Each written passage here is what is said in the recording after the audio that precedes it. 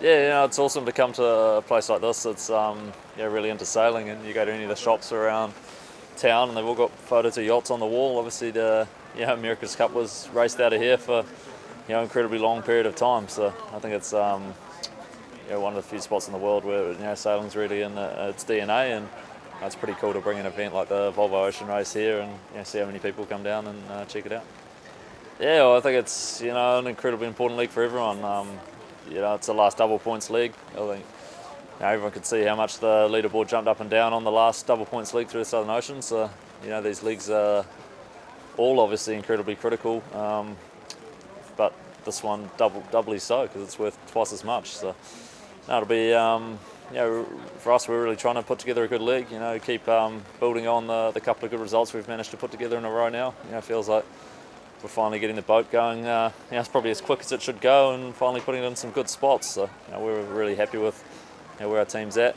Coming into this later stage of the race, but obviously still a fair bit behind the two red boats on points. But we just got to keep pushing on. Trying to put as low scores on the board as we can, and just keep trying to win leagues.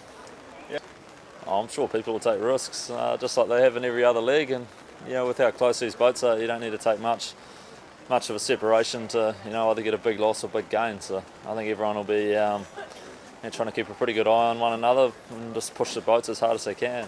Hopefully we get some fun, fast downwind sailing so we can get across to Cardiff nice and quickly. The forecast seems to keep changing as to whether we can get in front of a system or we're going to get stuck behind one. So it could be anywhere between kind of 7 and 10 days. So no, it's going to be a pretty interesting league, and obviously one that's got a lot of history as well. Sailing from this part of the world, New York, to the UK, is a route that is pretty traditional, both in that transatlantic sense, but in I suppose a bit more history, in the cruise liners of the later years. But it's going to be pretty cool to finally get back to Europe and feel like we've actually completed the lap with just a few short legs to go.